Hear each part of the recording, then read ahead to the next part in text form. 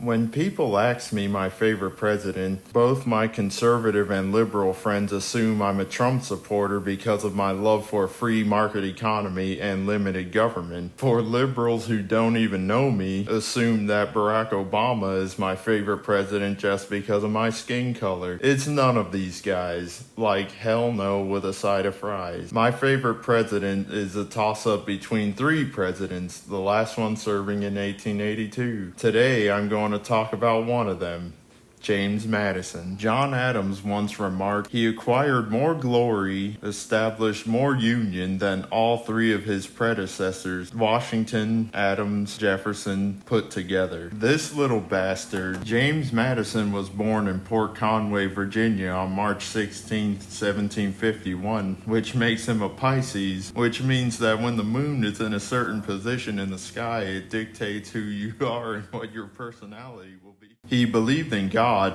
however, he was not a big fan of organized religion, leading him to be an advocate of separation of church and state. Thank God. He helped write the Virginia Declaration of Rights, which would become the blueprint for the Bill of Rights. He wrote this at the age of 25. What were you doing at 25, you hoodlums? He wrote the Virginia Plan, which would become a blueprint for the government. Both of these works would become the blueprint for the Constitution. He helped Thomas Jefferson create the Democrat-Republican Party, the most dominant political party of all time. And why is this party the most dominant? Because it's the only party to win the White House in 7 consecutive elections in a row. As Secretary of State, he took part in the landmark Marbury versus Madison case in the Supreme Court. He became president in 1809 to 1817. I bet you guys keep wondering why I call him Little.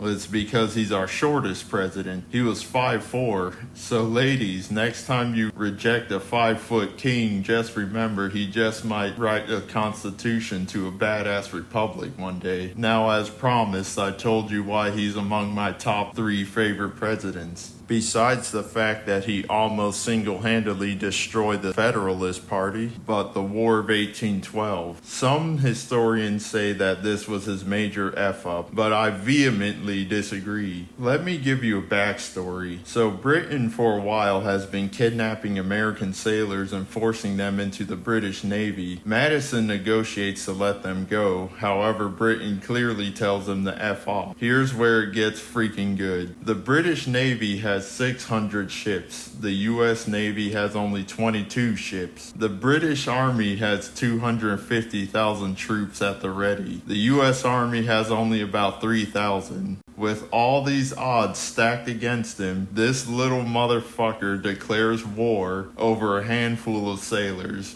God bless you, Madison. You forever badass. I bet your favorite president won't ever do that. Though they say it's his major F-up, but Britain did stop kidnapping American sailors, so... By the way, not only did he declare war, but he's the only sitting U.S. president to actually fight in combat. Today, for some reason, modern historians will take points away from him because he was a slave owner. Let me tell you something, guys. Everyone in that time in a position of power either participated in slavery or took advantage of its economic value. Even the liberals' golden child, John Adams, took advantage of slavery. Yeah, you heard that right. I don't care who owned slaves in 1790 something. You know why? Because that was over 200 years ago. It's time to move on. I will be talking about slavery in America in another video. Anyways, Dolly Madison, his wife, was supposedly addressed as the First Lady. The first